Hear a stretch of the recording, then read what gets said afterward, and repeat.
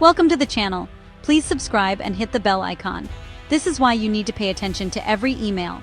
Sometimes a single message can change everything. It was a Tuesday afternoon in March, the kind of gray, listless day where the sky hangs low and heavy with unspoken rain. The house was quiet, a rare and precious commodity with two young children finally napping in their rooms upstairs. I was sitting at the kitchen island, the laptop open in front of me, a lukewarm cup of tea forgotten by my side. I was supposed to be catching up on work emails, the mundane back and forth of a freelance graphic designer. My inbox was a sea of project updates and spam, but one subject line snagged my attention, pulling me from my drowsy state. It was from a law firm I didn't recognize. The subject simply read, "Regarding the estate of Harold and June Peterson, my grandparents." My breath caught in my throat. My grandparents had passed away years ago, Harold first, then June a few years later. Their estate, as far as I knew, had been settled long ago, a simple affair involving their small house and a few modest savings accounts that went to my parents. I clicked open the email, my heart starting to beat a little faster, a nervous flutter in my stomach. The language was formal, dense with legal terms I had to read over twice. It spoke of a trust, of a codicil, of assets that had recently matured. It mentioned my sister, Sarah, and me by name. It was an official notification, a final one it seemed, about funds that were now accessible. Funds I knew nothing about. A strange feeling, a mix of confusion and a cold, creeping dread, began to settle over me. It felt like walking into a familiar room in the dark and finding all the furniture rearranged. Nothing made sense. My parents had been the executors of the will. They had handled everything. They had told us it was all taken care of, that Grandma and Grandpa had left just enough to cover their final expenses, and a little bit for them. We never questioned it. Why would we? They were our parents. The email on the screen in front of me felt like a typo, a mistake, a message meant for someone else. Yet it had my name, my grandparents' names, my whole world contained in its digital text. I read the email a third time, then a fourth, the words blurring as a wave of disorientation washed over me. The amount mentioned felt impossible, a number with too many zeros to be real. It wasn't a life-altering fortune, not the kind you read about in novels, but it was significant. It was enough to have made a difference. It was enough to have paid off our student loans, to have put a down payment on a bigger house, to have eased the constant, low-grade financial anxiety that hummed beneath the surface of our daily lives. And I had never known. The silence of the house suddenly felt deafening, amplifying the frantic questions that were starting to scream in my head. Why? I stood up from the kitchen island, my legs feeling unsteady, as if the floor beneath me had tilted on its axis. I walked to the window and stared out at the damp, gray street, but I didn't see the passing cars or the neighbor walking his dog.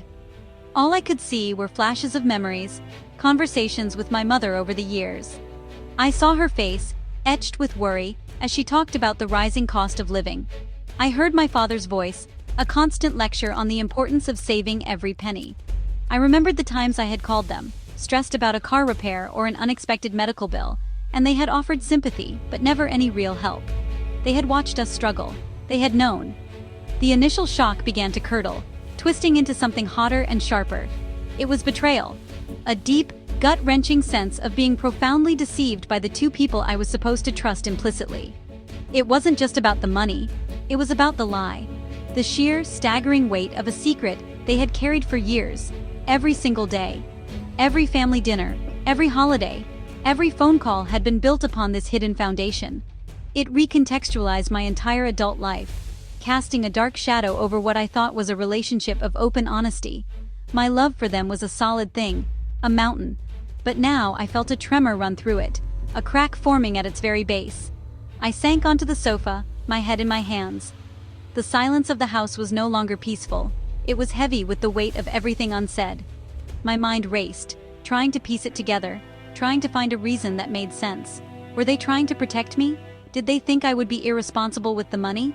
Or was it something else, something darker, a selfishness I couldn't bear to imagine? The questions circled like vultures, each one more painful than the last. I felt a profound sense of loss, not for the money I never knew I had, but for the version of my family I thought I belonged to. That family, the one I had trusted, felt like a fiction now. The betrayal felt personal, a direct blow to my identity. My grandparents, Harold and June, had loved me. I knew that. I remembered their warm hugs, the smell of Grandpa's pipe tobacco, the way Grandma would slip me a cookie when my mom wasn't looking. They had wanted to give me this gift, this piece of their love to carry into my future. And my parents had stood in the way. They had intercepted it. They had made a choice for me, about me, without me. The anger was a hot, burning thing in my chest, and beneath it, a deep, aching sadness. I felt like a child again, small and powerless, discovering for the first time that the world wasn't what it seemed. That evening, I drove to my parents' house, the same house I grew up in, a place that had always represented comfort and safety. Tonight, it felt like enemy territory. I walked in without knocking, finding them in the kitchen, just as I knew I would be. My mother was chopping vegetables for dinner, and my father was reading the newspaper at the table. The scene was so painfully normal, so domestic, that it made the lie feel even more grotesque. I didn't say hello. I just stood in the doorway, my arms crossed, the printed-out email clutched in my hand like a weapon. My mother looked up, a smile on her face that faltered when she saw my expression. "What is it, honey? You look like you've seen a ghost." "I think I have," I said, my voice trembling slightly. I walked over to the table and laid the email down in front of my father. He put his newspaper aside, his brow furrowing as he picked up the sheet of paper. I watched his face, searching for some sign of surprise, but there was none. There was only a slow, weary resignation, the look of a man who knew this day would eventually come. He sighed, a long, heavy sound that seemed to suck all the air out of the room. He took off his reading glasses and rubbed his eyes. My mother stopped chopping, the knife still in her hand, her gaze fixed on my father. The silence stretched on, thick with years of deceit. "We were going to tell you," my father finally said, his voice quiet, almost a whisper. He wouldn't look at me. He just stared at the piece of paper on the table. We were waiting for the right time. The right time? My sister and I were in our 30s. We had children, mortgages, careers. What exactly was the right time they had been waiting for? My mother came to the table, her hands twisting a dish towel. "Your father and I, we worried," she began, her own voice wavering. "We saw how much our friends' kids struggled after they got inheritances. They quit their jobs. They made foolish choices. We wanted you and Sarah to learn the value of hard work, to make your own way." Their rationalizations felt hollow, like flimsy excuses papering over a giant, gaping hole. The anger I had been holding back all day finally boiled over. "Make our own way?" I asked, my voice rising with disbelief. "I have been working since I was 16. Sarah has 2 jobs. We made our own way because we had to, because we thought we had no other choice. You didn't teach us a lesson. You lied to us." The words hung in the air, sharp and brutal. My mother flinched, and for the first time, tears welled in her eyes. But I couldn't feel any sympathy. All I could feel was the sting of betrayal, the raw, open wound of their deception. The kitchen, once my safe haven, now felt like a courtroom where my entire life was on trial. I left my parents' house in a daze, the sound of the screen door slamming behind me echoing the turmoil in my heart. I drove aimlessly for a while, tears blurring the streetlights into long, watery streaks. I couldn't go home, not yet. I wasn't ready to face my husband, to try and explain the inexplicable. There was only one person in the world who could possibly understand the complex storm of emotions I was drowning in. I pulled over to the side of the road, my hands shaking as I dialed my sister's number.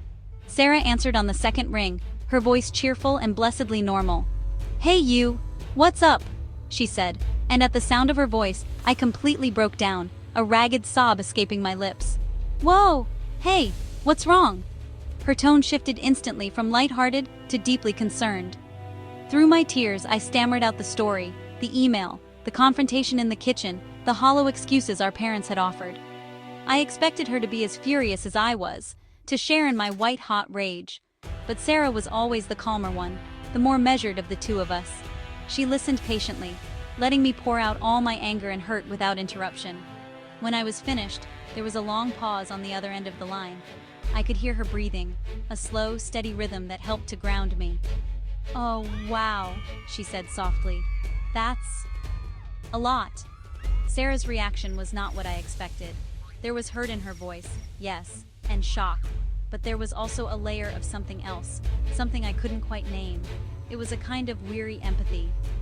"I'm not saying it was right," she said carefully, "because it wasn't. It was so wrong. But Mom and Dad, you know how they are. They grew up with nothing.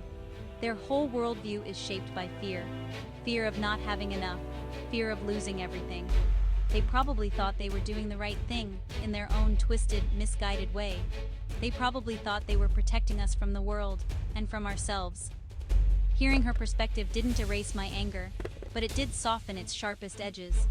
Sarah had a way of seeing the whole person, of understanding the complex, messy motivations that drive people to make terrible mistakes. She reminded me that our parents weren't villains in a story. They were flawed human beings who had made a deeply damaging choice out of a place of fear and control. Her empathy didn't excuse their actions, but it made them feel slightly more human, slightly less monstrous. Talking to her was like finding a small, sturdy anchor in the middle of a raging sea. We were in this together, and knowing that made the burden feel just a little bit lighter. A few days later, Sarah and I went to the bank. The law firm had instructed us that a safe deposit box was part of the trust, held in our names since we were children. We walked into the grand, cold lobby, the air smelling of old paper and quiet money. We were led down to the vault, a place of steel and silence. A bank employee, a kind-faced woman with a gentle smile, used 2 keys to open the box, and then slid the long metal container out and placed it on a table in a private viewing room. She left us alone, closing the door softly behind her. For a moment, neither of us moved. We just stared at the box, this relic from a past we were only just beginning to understand. With a deep breath, I lifted the heavy lid. Inside, it was like a time capsule. On top were 2 thick envelopes, one with my name written in my grandmother's elegant, looping cursive, and one with Sarah's. Beneath them were stacks of savings bonds, purchased every year on our birthdays and at Christmas, from the year we were born until the year my grandfather passed away. There were old photographs of us as children with our grandparents at the beach, at birthday parties, on their front porch. And at the very bottom, there were 2 small, velvet-covered jewelry boxes. It was an archive of their love, tangible and undeniable, preserved in this cold, dark place. I opened my envelope first. Inside was a letter, dated just a few months before my grandmother died. Her handwriting was a little shaky now, but still full of the same character I remembered. "My dearest girl," it began. "If you are reading this, then I am with your grandpa again. I hope this finds you well and happy. We didn't have much in this life, but what we had, we wanted to share with you and your sister. Your grandpa and I wanted you to have a little something to help you on your way. A safety net, a head start. Use it to follow a dream, or to ease a burden. Know that we are always with you, and that we love you more than words can say." The tears that fell onto the page were not tears of anger this time, but of overwhelming love and grief. Sarah read her letter, her own eyes filling with tears. We sat in the silent, sterile room, surrounded by the proof of our grandparents' unwavering affection and forethought. Seeing it all laid out like this, the bonds, the photos, the letters, made our parents' actions feel even more profound. They hadn't just hidden money from us. They had hidden this. They had hidden this tangible expression of our grandparents' love.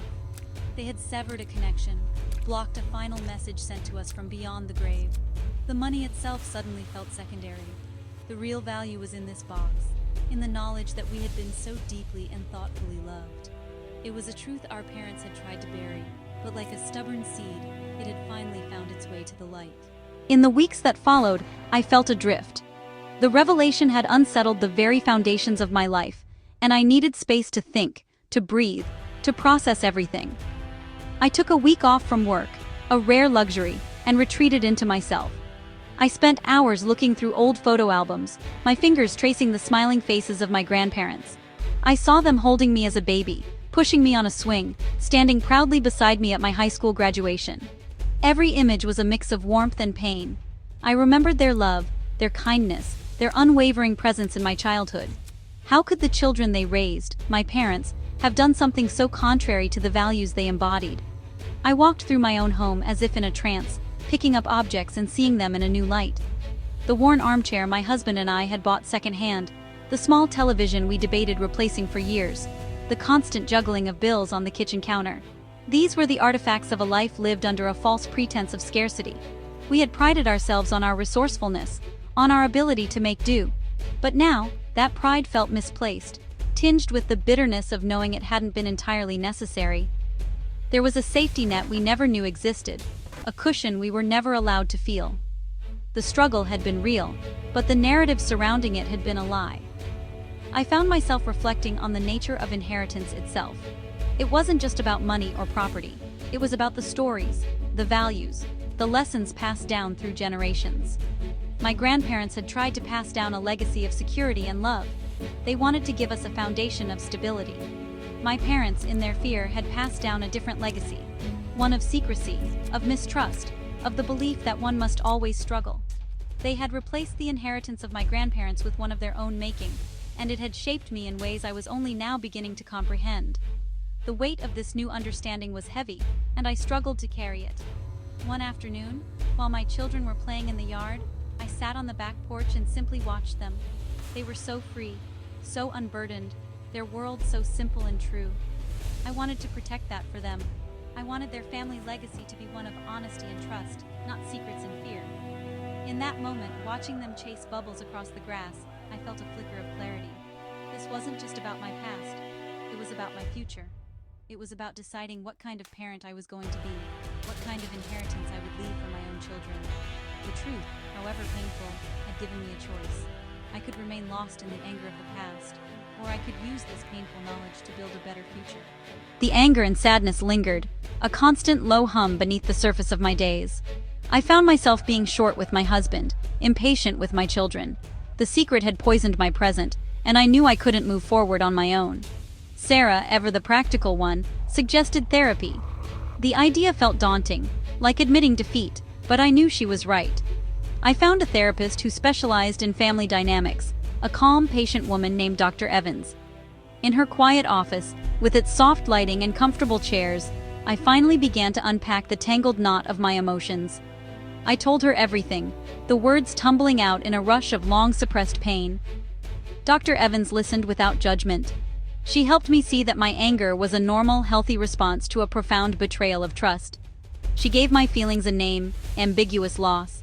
I was grieving the loss of the relationship I thought I had with my parents, the loss of a past I thought was true. Giving it a name helped, somehow. It made the feeling less of an all-consuming fog and more of a specific, definable thing. She encouraged me to write letters to my parents that I would never send, to pour all of my rage and hurt onto the page without holding back. It was a painful but cathartic process, allowing me to express the things I couldn't say to their faces. The next step was harder. Dr. Evans suggested a joint session with my parents. I resisted at first. I wasn't ready to face them, to sit in a room and listen to more excuses. But I also knew that if our relationship had any chance of survival, we needed a neutral space to communicate. My parents, to their credit, agreed immediately. They were hurting too, lost in their own sea of guilt and regret. The first session was tense and difficult. I cried. My mother cried. My father sat in stoic silence, his face a mask of sorrow. I told them how their actions had made me feel erased, untrusted, and profoundly alone. Slowly, over the course of several sessions, the walls began to come down. With Dr. Evans mediating, my parents were finally able to articulate their motivations without trying to rationalize their actions. They spoke of their own difficult upbringings, of their deep-seated fear of poverty, a fear so powerful it had warped their judgment. They admitted that they had been wrong, that their fear had led them to a place of control, and that they had broken our trust in the most fundamental way. They didn't ask for forgiveness, not yet. They simply offered their truth, their apology raw and unadorned. It wasn't a magic fix, but it was a start. It was the first honest conversation we had had in years. Forgiveness did not arrive like a sudden clap of thunder. It came slowly, quietly, like the first thaw of a long, hard winter. It wasn't a single event, but a series of small moments. It was my father calling me one afternoon, just to ask how my day was, his voice thick with an unfamiliar vulnerability. It was my mother dropping off a container of my favorite soup, not saying much, but her eyes conveying the apology her words still struggled to form. They were trying. They were taking the small, hesitant steps Dr. Evans had talked about, attempting to rebuild the bridge they had burned. And I, in turn, began to take my own small steps toward them. The inheritance money sat in a new bank account, untouched for a long time. Sarah and I talked for hours about what to do with it. We decided to use some of it to create education funds for our children, a direct and tangible legacy from their great-grandparents. We each used a portion to pay off debts, lifting a weight that had burdened our families for years. The relief was immense, but it was also bittersweet. The freedom the money provided was a constant reminder of the years we had spent without it. But with each bill we paid, with each investment we made in our children's futures, the bitterness began to fade, replaced by a sense of gratitude for our grandparents' gift. My relationship with my parents began to change, evolving into something new. The old, easy dynamic was gone, perhaps forever. It was replaced by something more deliberate, more honest. We talked more, not just about the weather or the kids, but about real things. We talked about their fears and my disappointments. The conversations were often awkward and sometimes painful, but they were real. The perfect, polished image of our family had been shattered, but in its place, we were building something more authentic, something that could withstand the weight of a difficult truth. We were learning to love each other not for the idealized versions we held in our minds, but for the flawed, complicated people we actually were. One Sunday, a few months later, we were all at my house for dinner. My parents were on the floor, playing with my children, their faces illuminated with a joy that felt genuine and unburdened. My father looked up at me and smiled, a real smile that reached his eyes. In that moment, watching them with my kids, I felt a wave of something that felt like forgiveness wash over me. I understood that their mistake did not define the entirety of their love for me. It was a terrible, damaging chapter in our family's story, but it was not the whole book. They had stumbled badly, but their love, like my grandparents, was still a part of my inheritance. And I was finally learning how to accept all of it. Today is March 11th, 2026. It has been over a year since the email arrived and turned my world upside down. The path to healing has not been a straight line. There are still days when a flicker of the old anger returns, a phantom pain from a wound that is still tender. Trust, once broken so completely, does not mend overnight. It is a slow, painstaking process of weaving new threads of honesty and reliability, one small action at a time. My relationship with my parents is a work in progress, a testament to the messy, complicated, and resilient nature of love. We are not who we were, but we are finding our way back to each other, on new and more solid ground. I've learned that family is not about perfection. It is about showing up even when it's hard. It's about being willing to sit in the uncomfortable silence, to have the difficult conversations, to apologize and to forgive. My parents made a mistake born of their own history and their own fears, a mistake that cost us years of trust. But their willingness to face that mistake, to own their part in the pain, and to work toward mending what they broke has been a lesson in itself. They are teaching me about humility and the capacity for change, even late in life. It is a difficult but precious part of their legacy. The money from my grandparents was a gift, one that has provided my family with security and opportunity. But the true inheritance, I've come to realize, was never about the money. The true inheritance was in the love that motivated the gift. It was in my grandmother's cursive, my grandfather's carefully purchased bonds, and the box of memories they left behind. It is in my sister's unwavering support, a bond that was only strengthened by the crisis. It is even in the painful, beautiful, and ongoing process of rebuilding my family. The true inheritance is the love we carry, the lessons we learn, and the connections we fight to preserve. Ultimately, this journey has been about discovering what truly matters. It has forced me to look at the people I love in their full, complex humanity, and to love them not in spite of their flaws, but with a deeper understanding of them. It has taught me that a family's legacy is not written in a will or measured in a bank account. It is written in the stories we tell, the forgiveness we offer, and the love we choose to pass on. The secret nearly broke us, but the truth, in its own difficult and painful way, is setting us free. And that freedom, that love, is the richest inheritance of all.